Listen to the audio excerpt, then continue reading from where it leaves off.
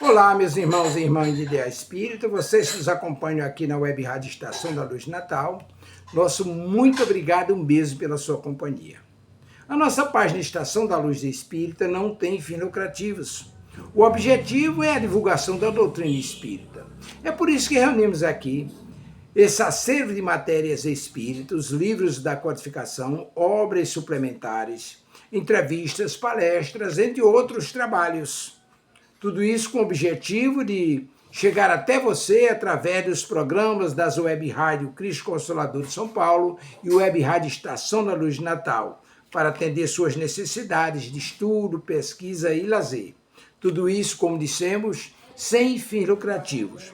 Convidamos você agora para nos acompanhar em mais essa atração. Muito obrigado e até logo mais.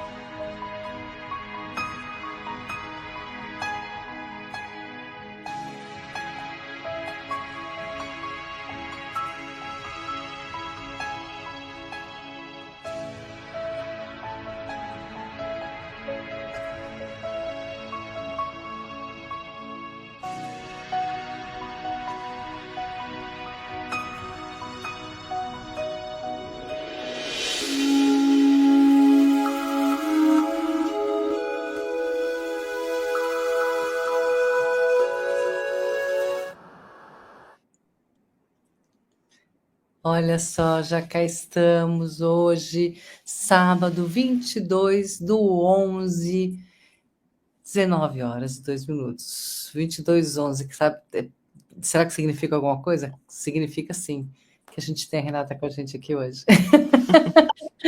E também já entrou aqui conosco a nossa doce Lucélia. Olá, Lucélia, uma boa noite, para vocês, uma boa tarde para nós, refletindo sobre o livro Paulo Estevam. Boa tudo para você e para vocês que estão nos assistindo gravado no futuro, ou então que estão assistindo pela primeira vez aqui, sejam bem-vindos a esse maravilhoso estudo do livro Paulo Estevam. Esse livro básico aqui, ó, que tanta gente tem falado sobre ele, tem discutido ou sobre o Paulo ou sobre as cartas, né? Então, assim, é uma delícia ter vocês conosco aqui, participando, estudando, porque é uma forma da gente aprender como fazer essa transformação interior nossa, né? Como é que a gente descobrir as nossas falhas e tentar corrigi-las de alguma forma. Esse é o objetivo, né, das reencarnações para a gente que é como espírito. Temos aqui também irmã Rosa Dias Aguirre, a nossa querida, que nos llama desde México. Saludo fraterno desde México, Ciudad Valles, creo, San Luis Potosí. Entonces, Sonia, vamos a hablar un poquito más despacito. Despacio para ella. Seja bem-vinda, ok? Vamos falar em português aqui no nosso programa, tá, Irma? Se não conseguir entender, pergunte aqui para a gente, não tem problema, tá bom? Antes que a gente continue falando mais alguma coisa, antes que eu passe até para as meninas, eles aqui também se apresentando, eu já vou dizer a minha página de abertura, e quem tiver com uma página diferente no seu livro, por favor, fale o número, tá bom? Eu estou no livro, a minha edição é de 2014, e eu estou na página 307. Vamos iniciar na página 307, onde o título é O Rapaz Conformava-se. O Rapaz Conformava-se. Sônia e Renata? O meu tá na página 430. Meu livro é esse. O meu está na mesma página que tu, que é o mesmo livro. Muito bem. Então, quem tiver em página diferente, nos responda. Graças e bem-vinda, Irma. E você também, Lucélia, nossa querida, tá bom? E todos vocês que este programa é gravado, não é sonhar. É uma benção a gente ter esse programa, não é? É assim, é gravado, podem assistir no futuro e podem colocar questões também no futuro, ou seja, se tiverem a ver um programa que já foi e já está lá atrás e querem colocar uma questão porque ela apareceu, coloquem. Elas são bem-vindas, nós não nos importamos responder ao que está para trás. Elas são necessárias porque elas existem, senão não existiam as perguntas. Depois é também ter consciência de que eu hoje estou muito feliz porque tenho aqui a Renata connosco. Ah, E também a alegria é minha de estar aqui com vocês, né? Mais uma vez, diante dessa obra maravilhosa, monumental, que fala alto aos nossos corações, né?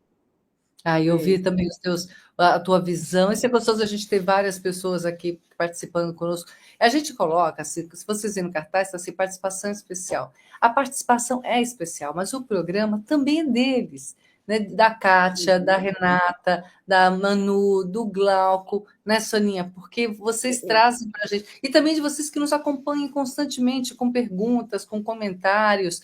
Aqui constantemente a gente está tendo a Lucélia, né, Lucélia, que entra até antes da gente, aqui já está sempre esperando. Hoje eu estou de olho, Lucélia, entrou junto. Mas assim, o importante não, né? O que é gostoso a gente saber que a gente tem todos esses corações prontos para participar conosco desse estudo, e trazer seus conhecimentos, sua partilha, porque a gente tem muita coisa bacana mesmo. Então, façam as perguntas, é para a gente aprender. Nós já vamos fazer 3 anos que estamos lendo esse livro, e ainda estamos na página 307 do meu livro, que tem 510. Então, quando vamos acabar esse livro, acho que mais 2 anos ainda, baseado no andamento aqui do livro, mas o importante é a gente debater sobre, não é acabar o livro, a gente está só lendo o livro, nós estamos estudando, né, Renata? Debatendo parte a parte, tentando entender. Às vezes, algumas coisas podem até parecer repetitivas, porque o livro, as situações se repetem, e acho que essa é a magia do livro também, né? Paulo de Tarso, ele mostra para a gente que a gente levanta, a gente cai, a gente levanta, a gente cai. E alguns levantam e continuam lá em cima, mas não está naquela tranquilidade, volta para ajudar quem está caindo. E então, algumas situações são repetidas, alguns sentimentos, porque são pessoas que tiveram sentimentos, fraquezas, assim como nós temos ainda hoje. Por isso que o livro é tão atual, tá? E a gente dá essa condição de debatermos mesmo que seja repetitivo os assuntos. E a Renata, o Glauco, a Manuela e a Kátia trazem para a gente a visão deles e as pesquisas deles também, estudam para poder trazer para a gente esse material. A Lucélia está dizendo que a edição dela é mais antiga ainda do que a tua, hein, Renata? Olha só. Ganhou. Na página 347, a edição dela é de 1998, tá? que coisa fofa, eu tinha só 18 aninhos. Olha só, muito bem, não vou falar quanto eu tinha, não. Mas eu digo quanto eu tenho 55 e sou muito feliz. Pronto. Bom, Eu tinha meninas, menos 10, não é, querida? São menos 10. 10 é. Então, o que a gente vai fazer? Então, vamos, ó, a Lucélia falou, vocês são jovens, somos todos jovens, Lucélia, a gente tem uma eternidade pela frente, então é todo mundo criança aqui. É isso aí. Estamos aprendendo juntos. Para a gente começar, a gente sempre gosta de fazer uma oraçãozinha de abertura, e eu coloco a minha aguinha, até porque eu ando um pouquinho dóizinha de cabeça, então eu estou tomando minha aguinha aqui, deixo do lado, porque não custa nada. Uma oraçãozinha, a gente sabe que a água é um condutor energético, né? Então, quem sabe os nossos amigos, mentores desse trabalho, conduzam algum remedinho que traga mais saúde ainda para mim e para vocês e para os seus familiares. Então, é este o nosso momento de conexão e também pedir a proteção aos nossos amigos espirituais que estão conosco nesse momento de estudo, tá? Porque a gente não está sozinho. Jesus falou, quando estiverem 2 ou mais pessoas falando em meu santo nome, lá estarei presente. E então ele está na minha casa, na casa da Renata, na casa da Sônia, na casa da Irma, tá na casa da Lucélia, na casa de vocês outros que não se identificaram hoje e que também não se identificam, que também vão assistir a gente no futuro. Então, essa é a importância, porque você não vai estar sozinho, vai estar você junto com a gente aqui na tela, tá bom? Olha só como a tela aproxima a gente. Então, eu vou fazer a nossa oraçãozinha de abertura e depois a gente vai começar respondendo perguntas para depois continuar o livro, tá bom? Então, vamos lá. Vou colocar a imagem linda, que nos inspire muitíssimo, agora sim. nosso Mestre Jesus, antes de iniciarmos esse estudo, pedimos que nos ajude a compreender o valor da fé vívida e vivida com sinceridade, né, e com o nosso trabalho, nosso exercício diário de tentarmos nos transformar em pessoas cada vez melhores para nós e para aqueles que nos acompanhem. Então, que o exemplo de Paulo nos inspire a afastar de nós, né, do nosso coração, a vaidade, a ilusão, o desejo de facilidades. A vida é difícil mesmo, então que a gente se fortaleça com tudo isso que estamos aprendendo para então servirmos, né, com pureza de coração.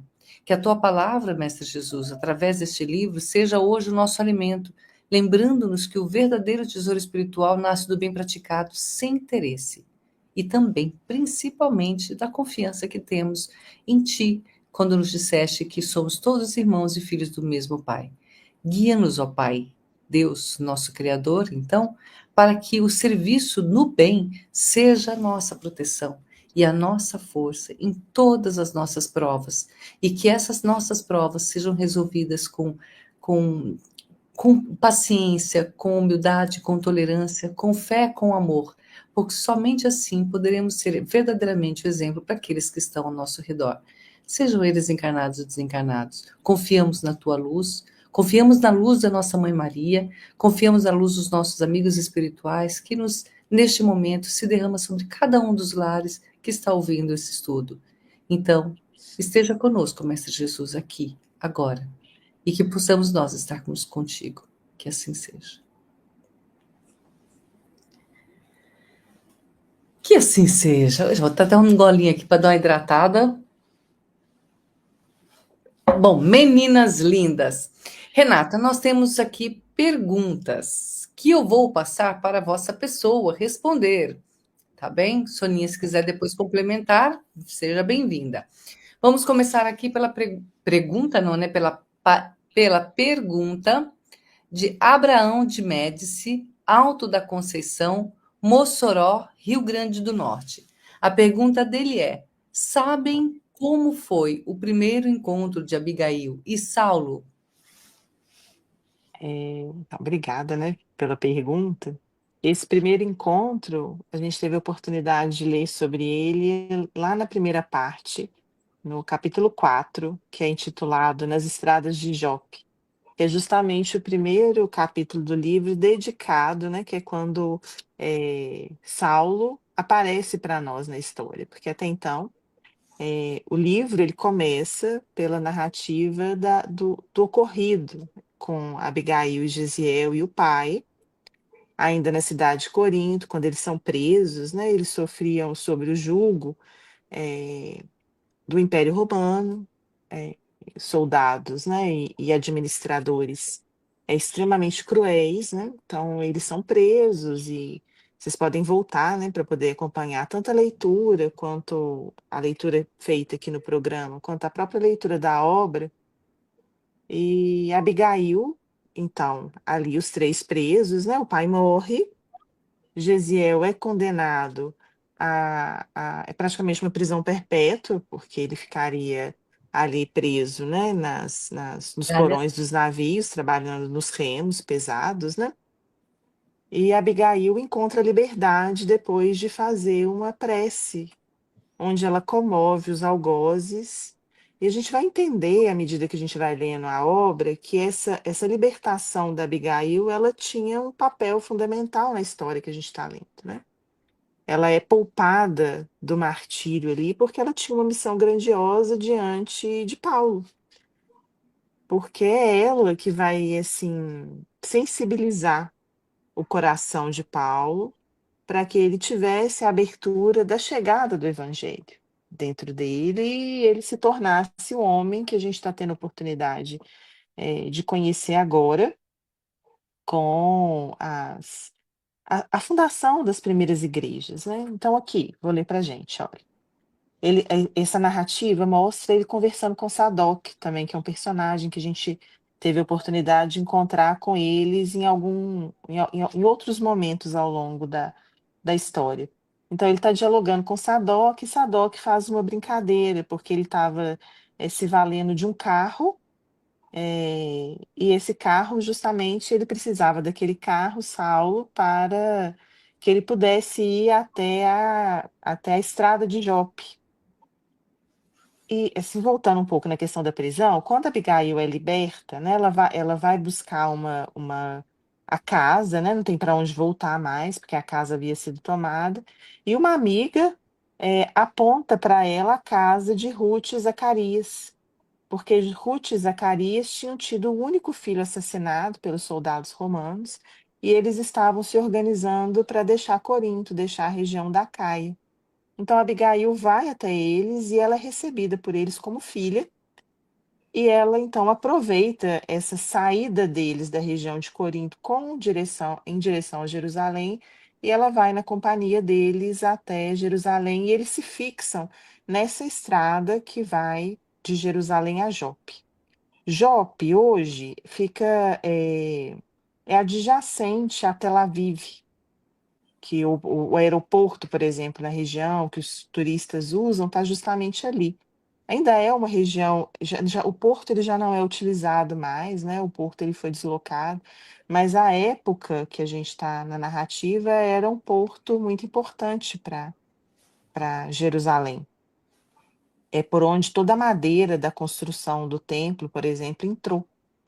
Então, era uma estrada muito importante, era uma estrada que abrigava produtores rurais.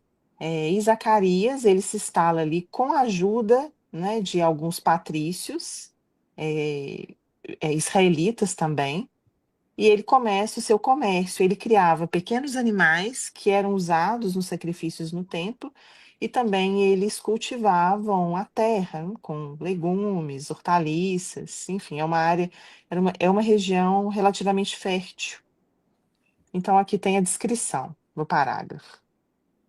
Do habilíssimo, Saulo contou ao amigo que, de fato, enamorara de uma jovem da sua raça, que aliava os dotes de peregrina beleza aos mais elevados tesouros do coração.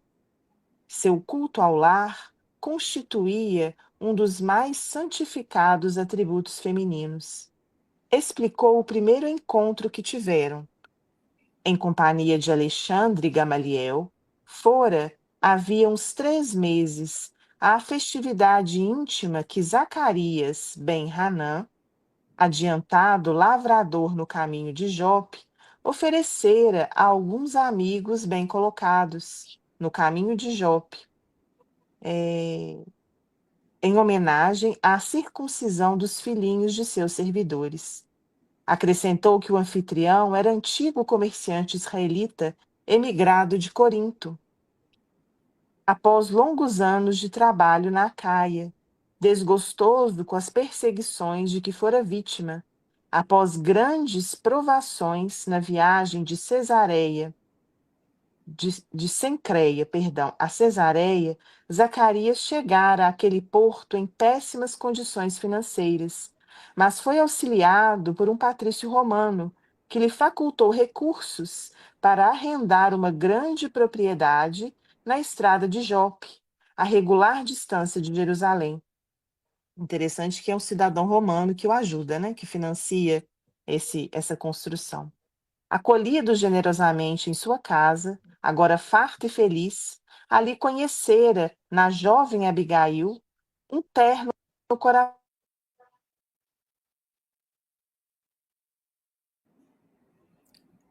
Não belos dá. predicados morais. Tá me ouvindo? Agora Tá me sim. ouvindo? Sim. Ah, tá. Eu vou voltar um pouquinho, que entrou uma ligação aqui no meu celular. Acolhido generosamente em sua casa, agora farto e feliz, ali conhecera na jovem Abigail um terno coração de menina, dona dos mais belos predicados morais que pudessem exornar uma filha de sua raça. Era de fato o seu ideal de moço, inteligente, versada na lei e, sobretudo, dócil e carinhosa.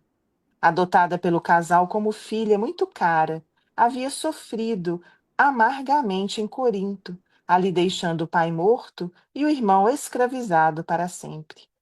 Havia 3 meses que se conheciam.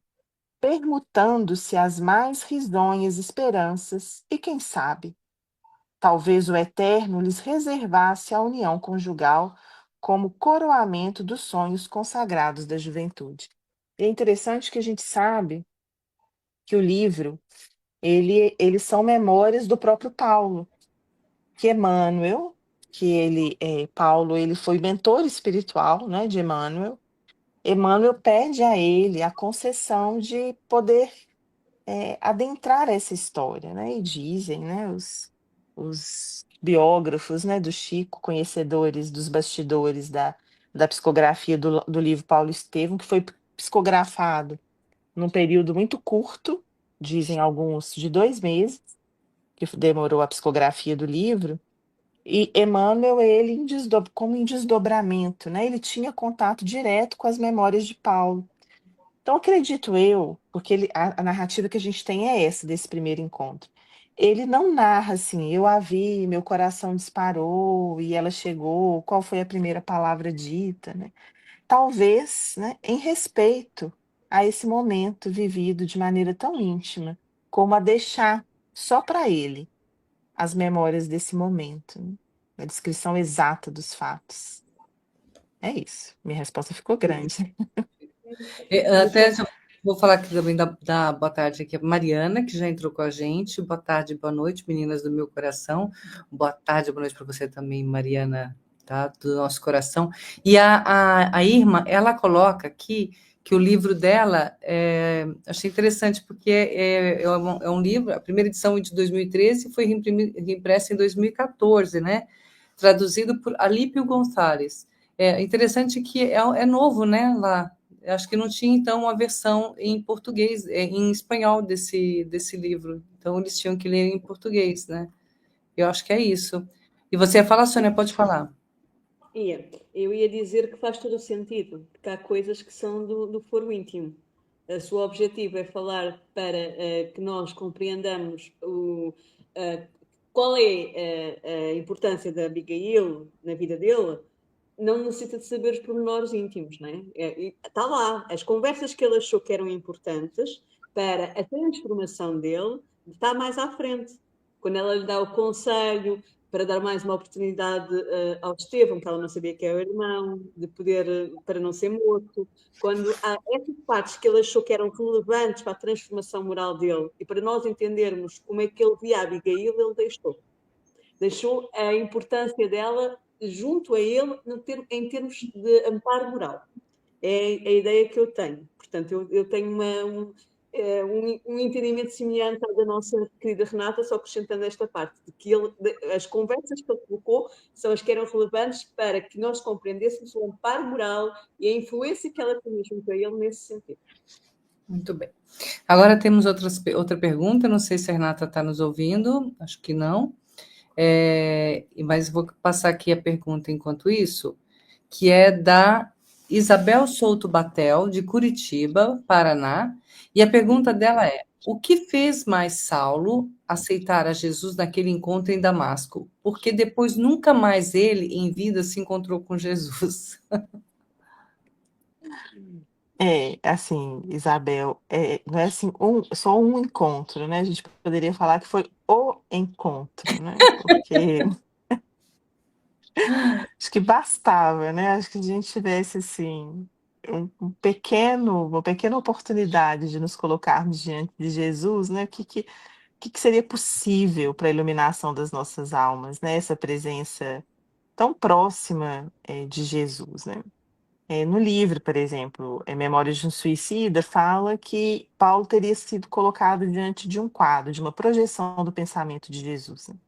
Não necessariamente Jesus estaria ali presente, aquele sol do meio-dia, um processo de materialização, talvez de aparição, mas que seria um quadro. Esse processo está explicado lá no livro Memórias de Suicida, mas essa presença, né, digamos assim, física, entre aspas, né, para a gente entender física, materializada de Jesus diante de Paulo, é um resultado de um amadurecimento do homem, Paulo, que já vinha sendo assim modificado na sua intimidade, por isso que Sônia lembrou agora, né? Pelo esse convite de Abigail, aquele visse o mundo de uma maneira diferente.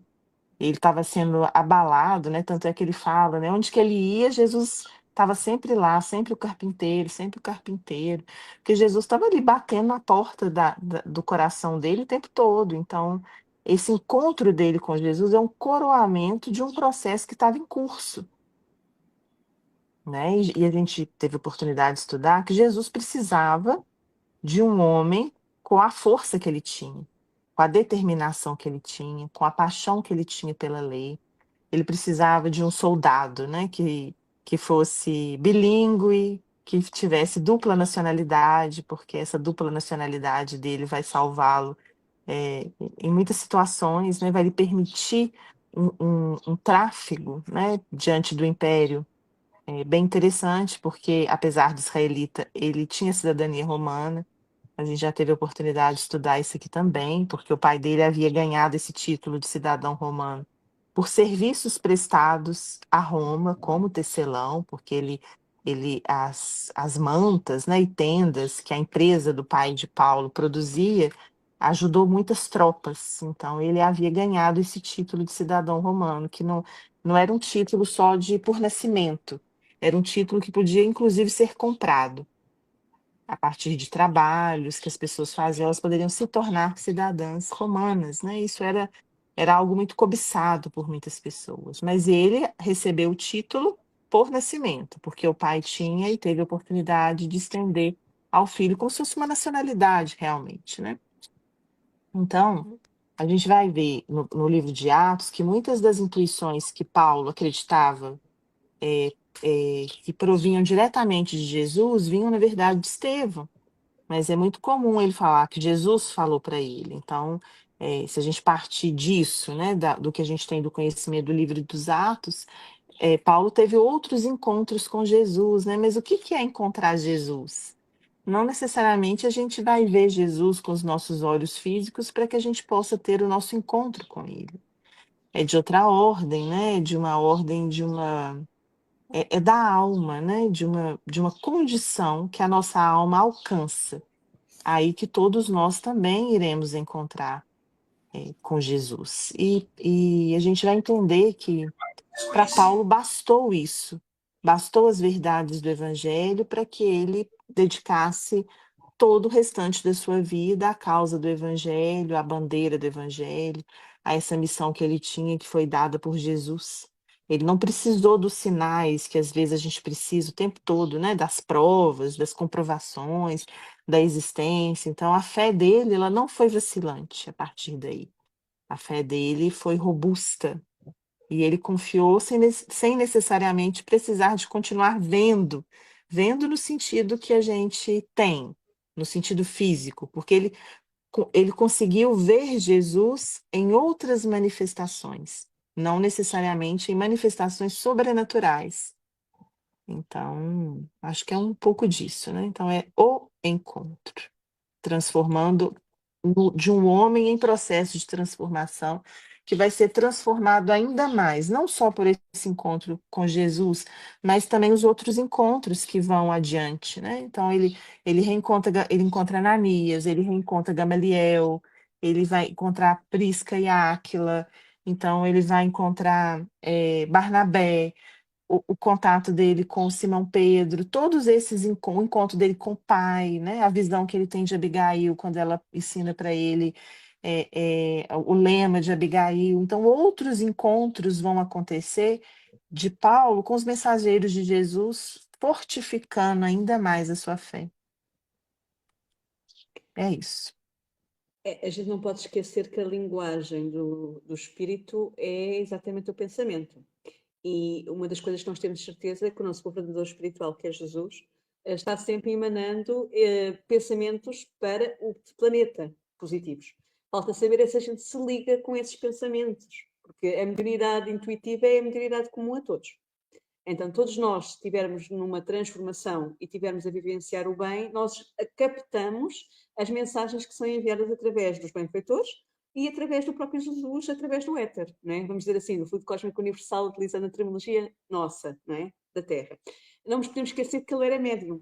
Então, a mediunidade dele, há várias manifestações, né? Desde o sonho, o desdobramento, há várias possibilidades. Então, a gente não necessariamente tem que ser com Jesus materializado, né? Como aquilo que a nossa querida Renata trouxe do quadro, né? Que era um quadro que estava presente. Temos um caso idêntico que é de Eurípides, né? Que Eurípides diz que viu Jesus, né? Que provavelmente é o mesmo tipo, é um desdobramento e estava no quadro, né? Sobre a situação. Então nós Através de precisamos... uma tela, né? Diz? Não percebi o que você Através de disse. uma tela. Exatamente. André Luiz, ele narra isso também quando ele está... Exatamente. É igual a memória suicida nessa narração. Então, nós precisamos muito de compreender que nós todos somos diariamente intuídos pelos nossos benfeitores amigos e também pelos que não são, né? Se estivermos noutra linha de sintonia, mas que nós podemos, portanto, de alguma forma, abraçar o caminho sem precisar das provas palpáveis, né? Que muitas vezes a gente quer, né? Ver para crer, como o Tomé, né? Mas pelo menos Tomé viu e creu, né? Há pessoas que veem, que sentem e negam. Então não é isso que vai fazer com que a gente aceite ou não o caminho, é a nossa transformação moral. Eu só queria voltar a um ponto. Na narração que a Renata estava a fazer, eu estava-me a lembrar que de tal maneira ele já estava a ser tocado que a frase que Jesus usa quando fala com ele é: não recalcitres contra os aguilhões, não estejas a negar o que tu já sabes. Estava lá. Estás a recalcitrar contra aquilo que está a dizer que o caminho é outro. E muitas vezes nós estamos ali com os aguilhões a pressionar-nos a dizer, olha, não é esse o caminho, mas nós continuamos. Então é pegar um pouquinho nessa perspectiva. Posso começar a leitura? Então vamos lá. O rapaz conformava-se, contudo, sua contrariedade era evidente. Além disso, fiel observador do judaísmo... não, desculpe, não deu o resumo. Desculpa, não posso começar a ler o resumo. Né? Então, o que eu estou lendo aqui, ninguém está entendendo, né? Então, a gente acabou de ler na semana passada uma parte em que Saulo de Tarso continua em Neapáfos, ele estava conversando com o Bar Jesus, né? A gente percebe ali que a missão de Paulo cresce ainda mais e atrai mais interessados. E nesse momento dele de conversa com o Bar Jesus, eles discutem sobre os talismãs, sobre o orgulho, né? Na verdade, não bem sobre o orgulho, né? Sobre a forma mesmo, a missão do próprio Saulo, né? Mas que para Bar Jesus o que importava o que existia era essa missão de pregador, né? Vamos dizer assim, tinha que ter uma garantia material. E aí Paulo esclarece que os seus dons, né, os dons de Paulo, nenhum dom se compra, que aqueles dons nasciam da fé, do trabalho e do sacrifício, né? E aí ele recorre, o Bar Jesus ainda fica meio, não estou entendendo, né, meio confuso, como assim ele faz isso e não faz por dinheiro? Então, Saulo recorre às escrituras, né? E nas escrituras surge, né, um provérbio que fala exatamente do que Saulo falava, né? Então a resposta foi das escrituras que o próprio Bar Jesus, né, que era aquele curandeiro, acreditava, que era um provérbio que condenava a vaidade, a mentira e o apelo às riquezas, né? E nessa resposta, né, foi uma lição, né, que reformou o compromisso de Paulo com o serviço puro mesmo, que ele praticava, livre de interesse, qualquer tipo de interesse pessoal, comercial. E aí a gente está nessa continuação agora do livro. Então vamos lá. O rapaz, que era Bar Jesus, conformava-se. Contudo, sua contrariedade era evidente. Além disso, fiel observador do judaísmo, não obstante a paixão pelo evangelho, o filho de Maria, Marcos, sentia grandes escrúpulos com a largueza de vistas do tio e do missionário, relativamente aos gentios. Desejava servir a Jesus, sim, de todo o coração, mas não podia distanciar o mestre das tradições do berço. Enquanto as sementes lançadas em Chipre começavam a germinar na terra dos corações, os trabalhadores do Messias abandonavam Neapáfos, absorvidos em vastas esperanças. Depois de muito confabularem, Paulo e Barnabé resolveram estender a missão aos povos da Panfilha, com grande escândalo para João Marcos, que admirava de semelhante alvitre. Mas que fazer? Eunice, Pode falar. só relembrando, né, que tá, Estou lendo. tá. Não, que está descrevendo a posição espiritual de João Marcos, né? Que é, esse rapaz, né? Que é isso, que ele andava ali um pouco cansado, né? Desse todo esse trabalho. E às vezes esse cansaço, só vou falar brevemente, às vezes ele é interpretado de uma maneira assim, é, muito pejorativa da nossa parte. Ah, João Marcos não estava preparado, João Marcos não estava preparado. Mas assim, quem está preparado, estaria no nível de preparação espiritual que Paulo? É muito difícil concorrer com ele, né? Então não é que João Marcos não tivesse inclinação ao ministério do evangelho, mas ele não estava na condição que Paulo se encontrava. Mas ele não deixa de trabalhar pelo evangelho em momento nenhum, mas não com o nível de abnegação que Paulo e Barnabé tinham nesse momento, certo? Então, só para a gente localizar um pouco essa questão do João Marcos. Isso é muito importante o que tu falaste, Renata. Porquê? Porque muitas vezes a gente compara-se com os outros e os outros comparam-se connosco. E acham que as pessoas têm que estar já no grau de evolução que eles já estão. E o que nós aprendemos é que na Terra cada um de nós está em graus de evolução diferentes. Ou podemos estar próximos, mas usualmente não estamos no mesmo grau de evolução. E o que acontece é, quer um lado, quer o outro, acabam por se prejudicar. Ou seja, eu estou a exigir mais do outro que não tem ainda capacidade e não estou a aproveitar a capacidade que ele tem e estou a fazer com que ele talvez desista, porque estou a ser tão exigente que não lhe dou espaço para ele fazer o que ele consegue. E depois também pode haver o eu, como estou-me a comparar com alguém, vamos dar um exemplo, vou-me comparar com o Chico, eu vou ficar sem fazer nada, porque eu não tenho o alcance da abnegação de um Chico. Já não vou comparar sequer com o Paulo, vou comparar com o Chico, que é mais próximo de nós no tempo. É lógico que eu não vou conseguir fazer o que o Chico fazia. E o meu próprio organismo necessita de mais descanso que o próprio Chico. Então é uma questão lógica. Então eu não posso me comparar com ele. Posso me comparar dentro daquilo que eu sou, fazer o meu melhor ao meu alcance, dentro do patamar, fazendo o esforço para ser melhor a cada dia. E é isso que é importante. Então, e também perceber que nem todos temos a mesma tendência. João Marcos não vai deixar de ter uma tarefa importante dentro do cristianismo, como nós sabemos mais à frente. Portanto, ele tem a sua tarefa e ele vai cumpri-la da sua maneira. Mas não é dentro do patamar que um Paulo está ou que o próprio tio Barnabé está. Então, nós precisamos fazer isso. Por exemplo, às vezes eu ouço a Eurídice, agora vou falar, tá, Eurídice. Ela a dizer, eu sinto-me, elas são melhores do que eu. Não é assim. Só fala devagar. Tá. Não é assim. Tu dizes muitas vezes, elas são melhores do que eu. Na realidade, não é assim. O que importa é que cada um de nós traz aquilo que tem já de conquista. Não necessariamente significa que nós somos melhores ou piores. Significa que a gente consegue abarcar coisas diferentes. E cada uma de nós tem a sua importância. Ou cada um de nós, não é só uma, portanto, vamos incluir o Glauco, portanto, tem a sua importância. Cada um tem a sua tendência. E cada um tem o relevo necessário para que a tarefa funcione. É como se fosse as abelhinhas, né? Cada uma tem a sua função dentro da colmeia. Então é a mesma coisa. Ou a formiga. É a mesma coisa. Nós precisamos sempre de pôr não expectativas em excesso. Olhar para a pessoa e compreender o que ela pode dar e tirar o melhor dela. E vice-versa. Ok? Olharmos para o outro e perceber como é que eu posso fazer. Ok, ainda não chego lá, mas posso esforçar-me para um dia chegar lá. Okay? Exato. São os opostos. Então, esse o rapaz, né? Desculpa, Euridice. Não, disse que são os opostos que se complementam. Isso, porque esse o rapaz, então, já da leitura de hoje, é uma referência a João Marcos e não a Bar Jesus. Né? Já é um diálogo de João Marcos com Paulo aqui, que a gente está lendo. Exatamente.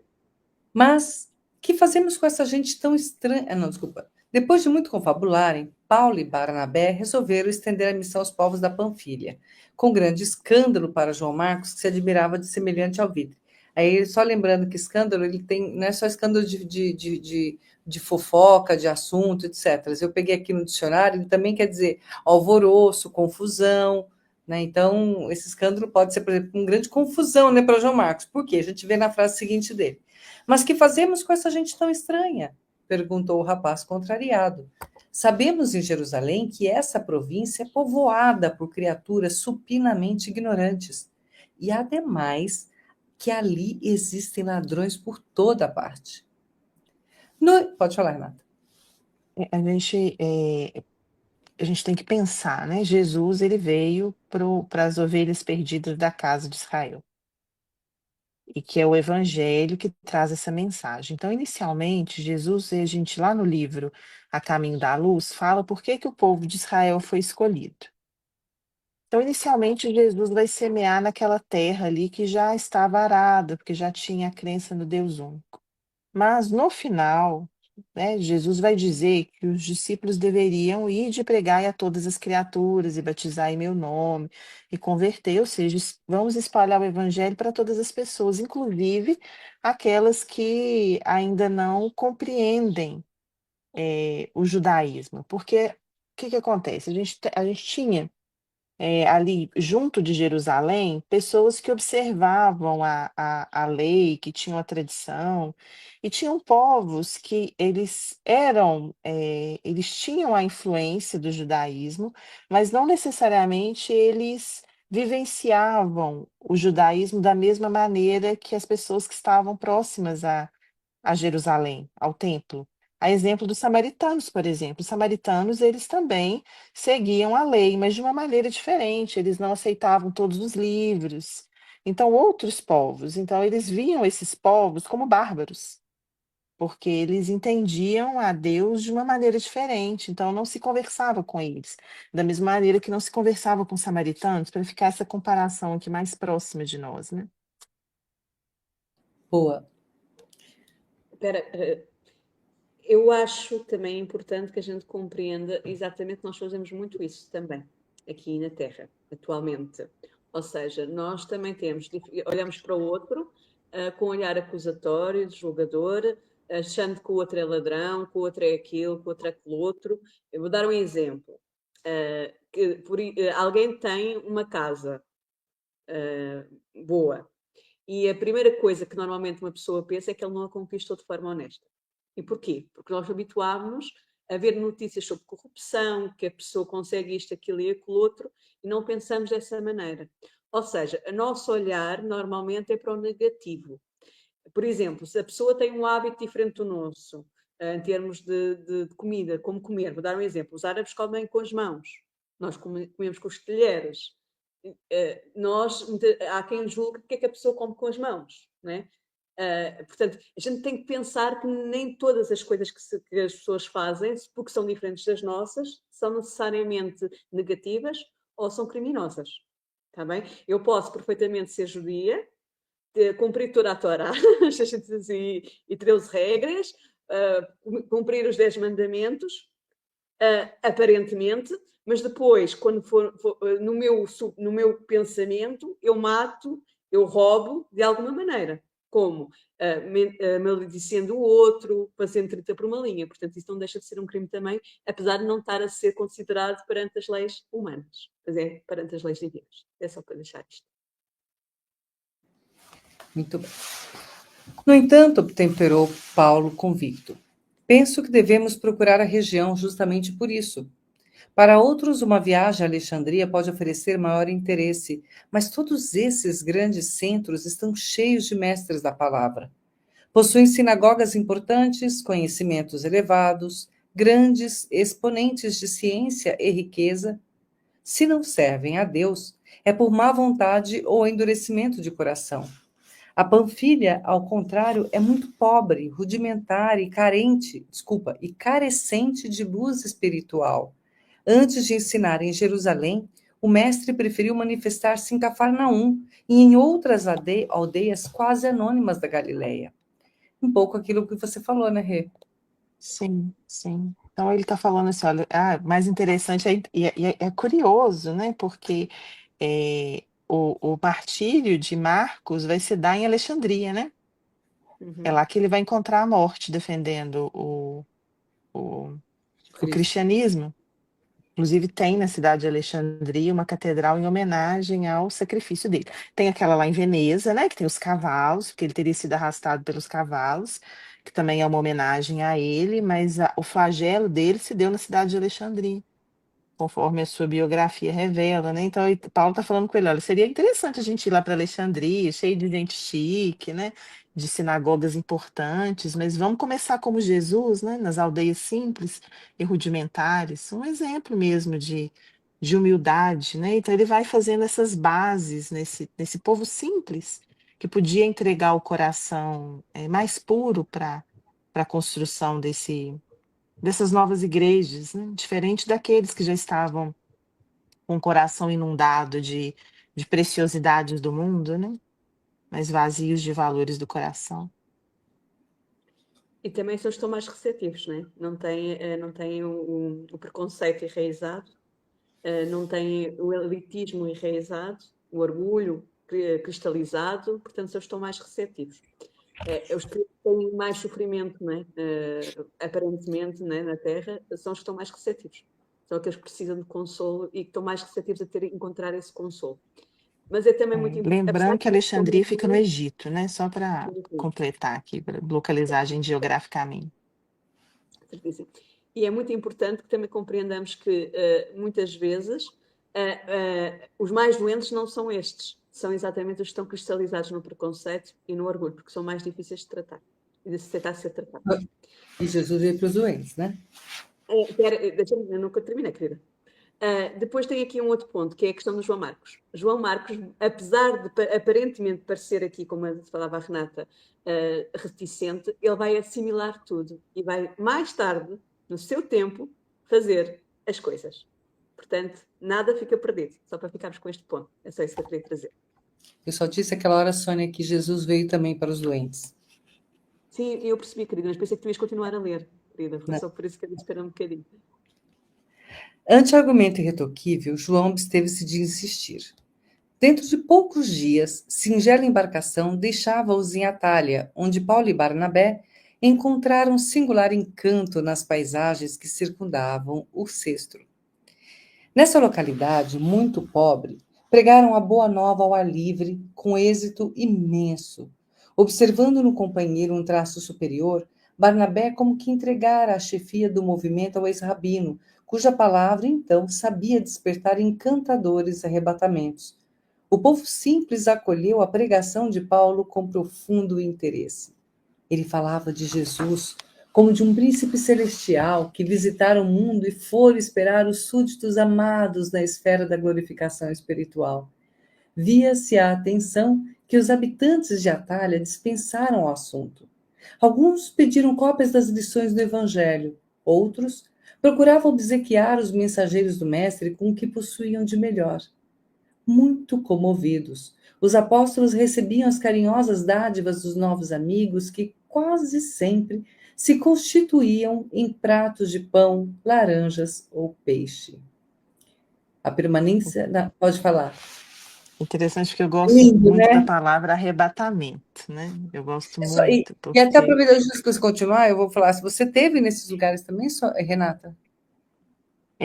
aqui não, onde eles estão aqui, mas Alexandria eu conheci. Conheci quando eu fui ao Egito, eu conheci Alexandria. Mas eu gosto muito da palavra arrebatamento, né? O Apocalipse fala assim que João foi arrebatado.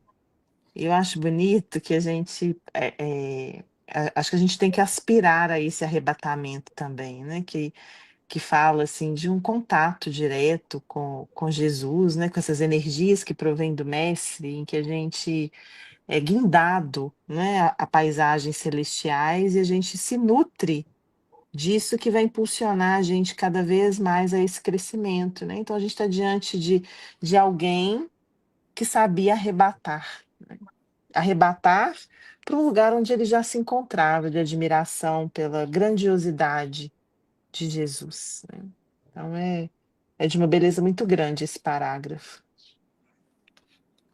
E é interessante a questão do pão, das laranjas ou do peixe, não é?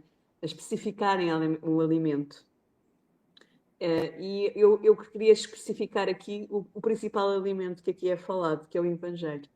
Eles a pedirem um alimento espiritual, não é? Para ficarem com o Evangelho, com cópias do Evangelho, para poderem estudar, para poderem aprofundar.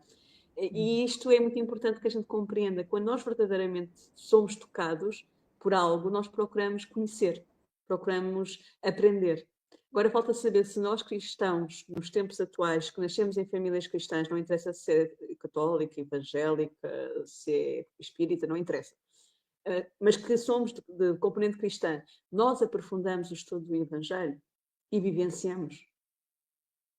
Porque é importante, não é somente estudar, é preciso vivenciar. E não é só para o outro, é primeiro para nós. Aquilo que sai, como nós vimos aquela parte do nosso querido amigo Paulo querer abrir o Evangelho e o nosso irmão Bar Jesus dizer que não, que queria era as Escrituras, e que ele foi abrir e deu exatamente o mesmo resultado. Porque a lei do amor também está nas Escrituras, né?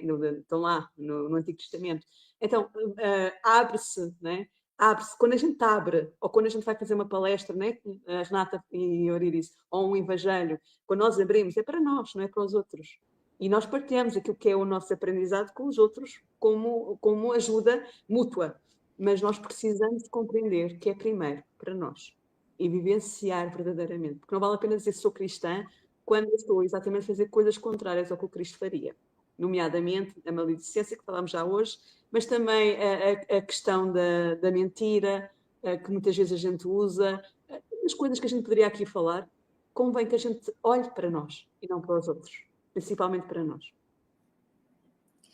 A permanência na localidade trouxera novos problemas. Era indispensável alguma atividade culinária. Barnabé delicadamente designou o sobrinho para o mister, mas o rapaz não conseguia disfarçar a contrariedade e, notando-lhe o constrangimento, Paulo adiantou-se pressuroso. Não nos impressionemos com os problemas naturais. Procuremos restringir doravante as necessidades e gostos alimentares. Comeremos apenas pão, frutas, mel e peixe. Destarte, o trabalho de cozinha ficará simplificado e reduzido à preparação dos peixes assados, no que tenho grande prática, desde o meu retiro lá no Tauro. Que João não se mofine com o problema, pois é justo que essa parte fique a meu cargo. Então, vamos para a alimentação. Eles não estavam a passar fome, gente. Eles tinham aqui até bastante coisinhas que são nutritivas, porque estes alimentos todos estão aqui são suficientemente nutritivos para que eles não adoeçam. Mas muitas vezes a gente quer outras coisas, outros repastos, e que não nos fazem bem. Às vezes é preciso que a gente eduque o paladar, não só o espiritual, mas também o físico, para que o nosso físico não adoeça. Nomeadamente, comer a carne que necessitamos e não excessivamente, comer os nutrientes necessários, mas sem ser de uma forma compulsiva, porque a compulsão é sinónimo de alguma coisa que está desequilibrada em nós a nível até, emocional e espiritual, não é, menina? A querida amiga Renata, psicóloga. Mas nós precisamos de fazer esta reflexão. Ele está a dizer, não, isto é básico, é o que precisamos, não precisamos mais do que isto. Isto é suficiente para a gente viver sem adoecer. Então, porquê é que estás preocupado se é a comida A, B ou C? E, lógico, que é com conta, peso e medida. Tudo tem de ser com conta, peso e medida. Querida Renata. E assim, a gente tem que entender que existia uma exigência em virtude da localização, de adaptação do alimento, né? Então, a gente teve aí a COP30, não sei se vocês acompanharam daí, né? Que teve gente assim horrorizado com as coisas que se come em Belém do Pará, no Brasil. Então, assim, gente doida para ir embora. A gente tem, assim, dentro do Brasil, uma regionalização em termos de alimentos. Eu estava vendo uma jornalista achando engraçado, assim, que as pessoas chegavam lá no Pará e falavam, como assim eles não comem açaí com leite ninho? Porque lá, açaí acompanha o peixe. Açaí é salgado, né? Aqui o açaí chega para nós, na região que eu moro, como sobremesa, é sorvete, açaí. Aqui em Portugal Lá na também. Amazônia. Aí também é doce, né? No Pará, quer dizer, de onde ele vem realmente, que tem uma tradição original com açaí, ele acompanha outros alimentos. Então, provavelmente, eles levados a essas regiões tão distantes, eram obrigados a ver outros modos, né? De fazer ou de se alimentar. Não sei se vocês já tiveram a oportunidade de ir a um lugar assim remoto, ou porque hoje você chega numa grande capital, você come de tudo, né? Então, você come comida internacional, mas estar num lugar onde você não tem a opção de comer a não ser aquilo ali que é oferecido, gera em nós um estranhamento muito grande e uma capacidade de se adaptar a essa realidade também. E ele demonstrava uma resistência a isso, além de ter uma resistência em assumir uma tarefa braçal. Então, às vezes você chega numa casa espírita e fala, eu queria trabalhar, né? E a pessoa fala assim, a gente tem vaga na faxina. A pessoa não quer a vaga da faxina. A pessoa não quer a vaga da cozinha. Eu lembro, assim, de conhecer uma pessoa, uma época, uma pessoa mais velha, e ela contava, né, que ela tinha vindo do Nordeste espírita para Belo Horizonte, né, e foi procurar as casas espíritas para trabalhar. E, assim, as pessoas falaram, a gente tem vaga na sala de costura. Ela se revoltou grandemente, porque ela já era coordenadora de reunião mediúnica, ela já era palestrante. Como assim ela só tinha vaga para ela na sala de costura? Então é um pouco disso aqui também. Será que a gente está pronto para trabalhar onde estão precisando da gente? Ou a gente está querendo escolher os primeiros lugares? É um pouco da parábola dos assentos que a gente está diante dela aqui, né? Uhum. Tem uma questão interessante, né? A gente, na AME BH, a gente recebeu até, foi o Arthur Valadares ano passado, para a gente falar sobre a questão do jovem, né, da juventude espírita. Uhum. E foram evocadas, né, tanto Tito, quanto o jovem rico, quanto João Marcos, como a problematizar a questão da presença da juventude espírita dentro do movimento espírita. Porque hoje a gente tem um problema muito grande em relação a essa continuidade, a essa transmissão que precisa ser feita de uma geração a outra para que esse jovem ele queira permanecer no movimento. Mas para que ele queira permanecer no movimento, é necessário que haja uma abertura também para o modo dele fazer. E às vezes a gente tem assim uma abertura para os jovens, para o jovem dentro do movimento espírita, mas é aquele jovem que não parece jovem. Ele parece Uhum. jovem só na carteira de identidade dele, porque quando você vai conversar com ele, ele é um velho. Entende? Ele tá lá assim, de óculosinho, né, de cabelinho cortadinho igual o avô dele, né, de Bíblia debaixo do braço. Ele não é o biotipo do jovem, como a gente tem do jovem que gosta de ouvir determinado tipo de música, que veste determinado tipo de roupa, que quer dançar, que quer brincar. Então, para esse, há restrições, certo? Então, a gente tem que aproveitar esse exemplo de João Marcos e pensar se o quanto que a gente é capaz de acolher ou não acolher o tempo dos nossos jovens, para que o movimento espírita não morra, porque assim, eu não posso confiar no jovem. O jovem não é de confiança. Olha o exemplo lá de João Marcos. Não é bem assim do que a gente está falando, né? Ele precisava de um grau, como eu já disse aqui, né? De um grau de amadurecimento para acompanhar Paulo, que era um fôlego que ele realmente não tinha, o que não significa que ele não era bom, não era um bom rapaz. Mas não é fácil você viver assim meses dormindo ao relento e comendo coisas diferentes, né?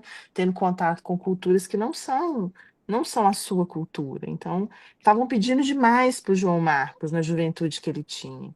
Mas não significa que a gente não vai amparar a juventude para que ela possa caminhar E a também, gente vê né? essa humildade do próprio Paulo, né? Quando ele dá essa justificativa, né? Para tirá-lo daquilo, porque ele foi aprendendo aos poucos também, até com esses exemplos de humildade também, né? E ele Meninas, fala assim, "Ah, não tem problema." Ele fala, eu cozinho peixe, né? Ele vai lá segurar, andar do lado dele. Ele não fala assim, que absurdo, você não quer cozinhar. Ele fala assim, ó, deixa que eu sei preparar o peixe, você cuida de outra coisa. Quer dizer, ele está oferecendo um apoio, né? E essa não a tarefa não é crítica e o menor julgamento. essa tarefa não é menor do que o que eu estou fazendo, tanto que eu vou te ajudar também. É tanto igual, é tão importante quanto. Mas, meninas, olha, o nosso tempo acabou. Nós estamos 57 minutos, 49 segundos. Daqui a pouco o Tavares bota a gente no chão aqui. E olha, Renata, que delícia estar com você de novo, viu? A gente não pode ficar muito tempo sem te ver. E é uma delícia mesmo. Seja bem-vinda conosco de novo. Um abraço bem grande para sua família maravilhosa, tá bom? Eu que agradeço. E conte conosco. Estamos juntas aí, né? Que venha o 2026 com muitos encontros. Que assim seja. Sônia, também muito obrigada, minha amiga. Obrigada eu. Só para dizer, Renata, essa situação que tu estavas a descrever é idêntica aqui em Portugal. Temos o mesmo tipo de questão. e que deveríamos trabalhar em conjunto, Portugal e Brasil, porque é onde está mais implantado o espiritismo, até na Europa é mais aqui em Portugal. Portanto, nós precisamos de pensar juntos como fazer para que os jovens permaneçam. Os jovens já não são a velha geração, são uma nova geração e têm outras necessidades. Então a gente tem que se adaptar e trazê-los para o movimento. E eles também vão enriquecer. É, Sônia. Sim, eu sei. Mas eu queria só deixar isto frisado, para percebermos que temos as mesmas questões e devíamos trabalhar em conjunto, as federações. Então, um abraço imenso e muito obrigada mais uma vez, Renata, e obrigada, Euridice. Obrigada. Obrigada a vocês que estiveram nos assistindo, a Lucélia, a Irmã Rosa, a Marina, e eu vou passar, e outros que não identificaram. Eu vou passar aqui os recadinhos rapidinho, para que vocês divulguem para os seus amigos, para os seus inimigos, familiares, colegas de trabalho, discutam entre família todos os temas que aqui foram apresentados. Esse estudo desse livro maravilhoso que hoje nós tivemos a honra de contar com a Renata, teremos na semana que vem a honra de contar com a Kátia Boiloni, tá bom? 19 horas horário de Portugal, 16 horas horário do Brasil. Eu não sei que horas são no México. Olá, Sandro, querido, também que esteve conosco. Irma, diga-nos a diferença do México com o fuso horário de Portugal. Eu não sei qual é o teu horário, mas o nosso horário é esse aqui no 19 horas horário Brasil, desculpa, 16 horas horário Brasil, 19 horas horário Portugal. Temos também aqui, na quinta-feira, a gente falou que a Kátia vai estar com a gente no sábado, mas ela continua também com a gente. Na verdade, nós vamos estar com ela, né, no programa organizado pela Sonja Lobo, que é do Estudo do Livro dos Espíritos, que está imperdível.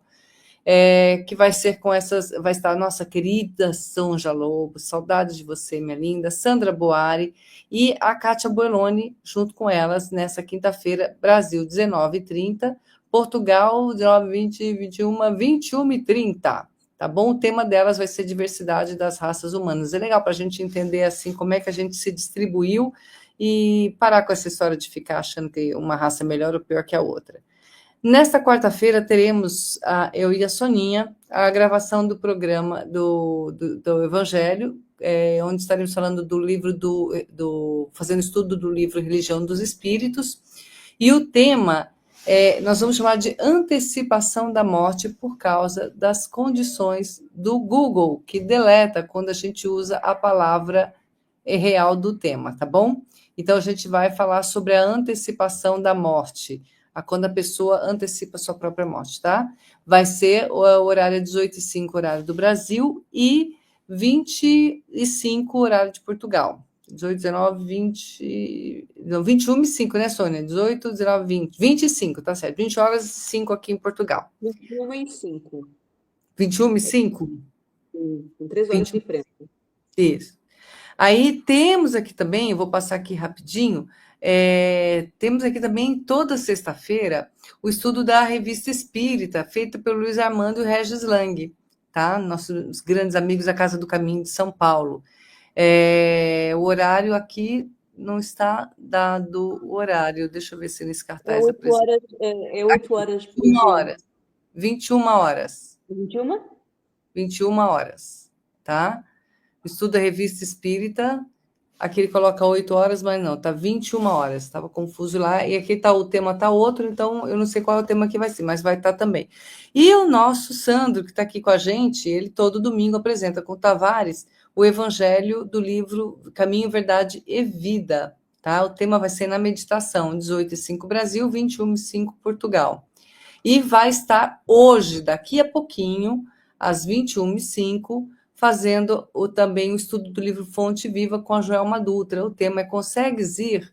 Não vou conseguir ir, eu pessoalmente com você, Sandro, porque eu tenho um jantar aqui de Natal, porque é o meu último final de semana em Portugal este ano, né? O ano que vem cá estarei novamente, espero muito bem que sim, porque estou embarcando para o Brasil, estou indo para a minha terrinha, fica ali pertinho da Renata Gonçalves, da Kátia Boiloni, da Sandra, da Sonja e de vários outros amigos e familiares queridos. Então, eu não vou estar com você, tá, Sandro? Mas em coração eu estou, tá bem? E muito obrigada, meninas, muito obrigada a todos vocês. Só tenho mesmo a agradecer, e essa forma de agradecimento vai ser em forma de oração, pode ser? Vamos lá. Então, vamos fazer nossa oraçãozinha de agradecimento e encerramento com essa imagem do Mestre Jesus, onde humildemente pedimos, agradecemos, Mestre Jesus, por esses momentos de paz, de esperança, de alegria, de aprendizado, esses momentos de humildade, onde os nossos amigos espirituais se colocam ao nosso lado com a paciência e de fazermos entender toda a mensagem que aqui for dada. Obrigada, amigos espirituais, por esse momento com vocês, de conexão com as vontades de Deus, com o nosso irmão Mestre Jesus. Agradecemos também por estar ao nosso lar, com os nossos familiares, que cada um possa sentir as suas energias e estar com todos. E Mariana, vamos nos conhecer, tá? Então, olha, esteja com todos, Mestre Jesus. Esteja com todos eles, nos seus lares, seus familiares, seu ambiente de trabalho, e também quando estiver caminhando pela rua e ver alguma pessoa necessitada, que o coração de cada uma das pessoas que aqui assistiram hoje possa estar tão cheio de amor e de energia que possa doar para aqueles que estiverem ao nosso redor, precisando desse nosso carinho, dessa nossa atenção. Esteja conosco, Mestre Jesus, nos auxiliando durante essa semana a compreender a nossa verdadeira missão e assumirmos a nossa responsabilidade diante da vida. E que possamos nós estar contigo. Um abraço a todos e até a próxima semana.